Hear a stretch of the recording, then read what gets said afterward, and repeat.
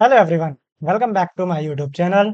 So today we solve Geeks for Geeks problem जिसका नाम है kth smallest element निकालना है इसमें से अपने को kth smallest मतलब हमको k नंबर वाली एलिमेंट को निकालना होगा बेसिकली। ठीक है, तो चलते हैं क्वेश्चन पढ़ते हैं।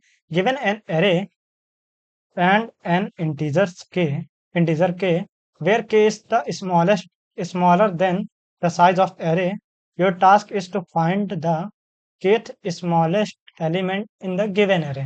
मतलब जो गिवन array है उसमें से हमें kth smallest element निकालना है। भैया ये तो बहुत आसान है। kth स्मॉलेस्ट एलिमेंट में मतलब यहाँ पास k इज इक्वल टू 3 है। तो जैसे यहाँ पास ये क्या है हमारा, जो ये हमारा क्या है, सबसे छोटी वैल्यू हो गई। मतलब ये फर्स्ट स्मॉलेस्ट हो गया 3, और ये 4 जो है सेकंड स्मॉलेस्ट हो गया, 7 जो है थर्ड स्मॉलेस्ट हो गया, 3 आ गया। Third smallest element is the given array 7। तो ये तो बहुत इजी है। अपन क्या करेंगे, सबसे पहले इसको सॉर्ट कर लेंगे। कैसे सॉर्ट कर लेंगे? Arrays dot sort, arrays dot sort, फिर उसके अंदर अपन एरे लिख देंगे, सॉर्ट हो जाएगा। और फिर अपन कुछ भी नहीं करेंगे, k-1 array is equal array, और एरे के अंदर हम क्या डाल देंगे, k-1 कर देंगे। तो हो गया, इतने में तो खत्म। लेकिन यहाँ पर बेटा देखो क्या लिखा है, don't solve it using inbuilt sort function. मतलब जो आपका इनबिल्ट सॉर्ट फंक्शन है उसके यूज से आप नहीं कर सकते इसको, तो अपने को कुछ और ही लगाना पड़ेगा। ठीक, तो ये कौन कौन सी कंपनी में पूछा गया है? वाह, अमेजोन में पूछा गया है, माइक्रोसॉफ्ट में पूछा गया है, स्नैपडील में, Hike, Adobe, Google, ADB, A B, CO, Cisco. समझ रहे हो, इतनी सारी कंपनी में पूछा जा चुका है। तो करते हैं। सपोज इसके जो बेस केस होंगे वो क्या क्या हो सकते हैं। पहला बेस केस, भैया अगर एरे ही नहीं हो, मतलब एरे का साइज ही एक भी नहीं हो, मतलब ये इफ एरेज डॉट लेंथ, जो एरे की लेंथ है वो अगर जीरो हो, तो हम क्या करेंगे? एरे की जो लेंथ है वो अगर जीरो हो तो अपन रिटर्न कर देंगे क्या? जीरो। भैया जब एरे की लेंथ ही नहीं है तो हम जीरो क्यों रिटर्न कर देंगे? तो देखो, सबसे पहले यहाँ पर अपना कुछ नहीं दिया, गेट एलिमेंट क्या बोला आएगा, कोई भी नंबर बोला रहेगा। जब एरे में वो एरे में ही नहीं है तो उसमें उसका कोई इंडेक्स वगैरह तो कुछ होगा नहीं। ठीक, अब अपन जीरो क्यों कर देंगे? जो एरे होता है वो क्या है, अपना एक क्लास, वो कह सकते हो एक ऑब्जेक्ट है जो बनता है। Array array reference of variable बनता है, ठीक है। एरे ऑब्जेक्ट बनता है, अब जो उसका वो ऑब्जेक्ट रहता है उसकी डिफॉल्ट वैल्यू जो रहती है वो क्या होती है? जीरो होती है एरे के। और ये कौन सा एरे? Integer of array. तो इंटीजर ऑफ एरे की जो डिफॉल्ट वैल्यू है वो जीरो होगी। हाँ भाई, अगर एरे ऑफ स्ट्रिंग होता तो उसकी डिफॉल्ट वैल्यू नल होती। लेकिन यहाँ पर इंटीजर है, इंटीजर ऑफ एरे मतलब इंटीजर ऑफ एरे ऑब्जेक्ट बन रहा है। तो इंटीजर ऑफ एरे ऑब्जेक्ट मतलब जो उसकी डिफॉल्ट वैल्यू रहती है वो जीरो रहती है, ठीक है। भैया अगर सपोज करते हैं अपन वहां पर सिर्फ एक ही एलिमेंट है, मतलब जो अपना एरे है उसमें एक ही एलिमेंट है, मतलब कह सकते हो जो एरे है उसकी लेंथ क्या है, हमारी एरे की जो लेंथ है वो क्या है? एक 1 है। तो अपन क्या रिटर्न कर देंगे? कुछ नहीं रिटर्न कर देंगे, यहाँ पास एकदम जीरो इंडेक्स कर देंगे। मतलब जो हमारा फर्स्ट वाला एलिमेंट है, मान लो यहाँ सिर्फ 7 बस दिया होता, पीछे कुछ नहीं दिया होता, तो अपन 7 को ही रिटर्न कर देते हैं। ठीक, ये दूसरा केस आ गया। अब अपन क्या करेंगे, एक फॉर लूप लगाएंगे और लिखेंगे यहाँ पर इन आई हमारा जो है जीरो से चलेगा, कहाँ तक चलेगा? एरे डॉट लेंथ तक।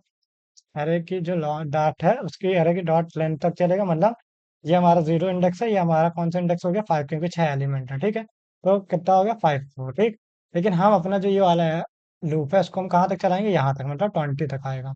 ठीक है, तो अपन यहाँ कर देंगे -1। ठीक, आप क्यों ऐसा कर रहे हैं? इसलिए कर रहे हैं क्योंकि हम इसके अंदर एक और लूप लगाएंगे, एक और लूप लगाएंगे, int j is equal to i plus one. मतलब अब देखो हमारा एक पॉइंट कहाँ है, एक पॉइंट हमारा यहाँ पास है 7 में, और दूसरा यहाँ कौन सा पॉइंट है? आई वाला। अब यहाँ पर जे वाला पॉइंट कहाँ है? हमारा 10 के पास, ठीक है। अब क्या करेंगे अपन, जे जो है वो हमारा कहाँ तक चलेगा? एनी डॉट लेंथ तक। मतलब ये कहाँ तक चलेगा? ये 15 तक चलेगा, और जो आई हमारा कहाँ तक चलेगा? 20 तक चलेगा। मतलब ये नहीं बोल सकते 20 50 तक। जो हमारा ये है ये कहाँ तक चलेगा? ये हमारा जो आई है वो चलेगा हमारा फोर्थ इंडेक्स तक, कह सकते 0 1 2 3 4 इंडेक्स तक। और जो हमारा जे है वो कहाँ तक चलेगा? वो 5 इंडेक्स तक चलेगा। ऐसे बात करेंगे अपन। तो यहाँ पर जे प्लस प्लस करेंगे, ठीक है।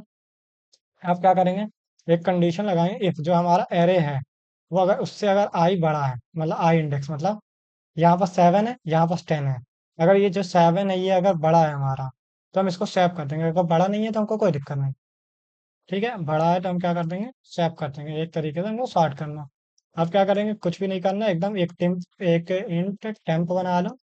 ठीक है, उसमें क्या स्टोर कर दो, array I's, array object of I. ठीक है, तो आपने यहाँ पर आई कर दिए, और यहाँ पर एरे आई की जगह में अपन का स्टोर कर देंगे, जे स्टोर कर देंगे।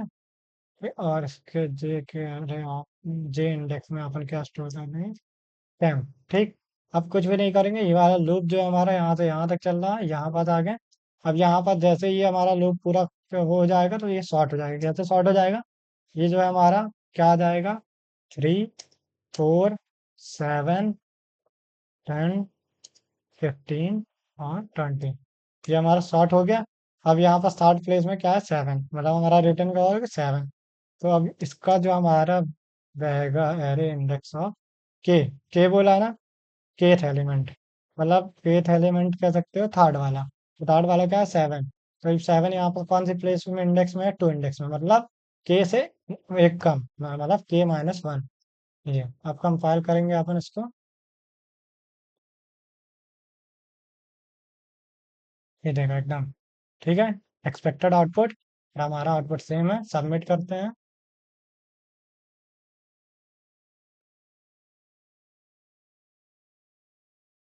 वेरी गुड, देखो सबमिट हो गया। ठीक है, तो मिलते हैं नेक्स्ट क्वेश्चन में।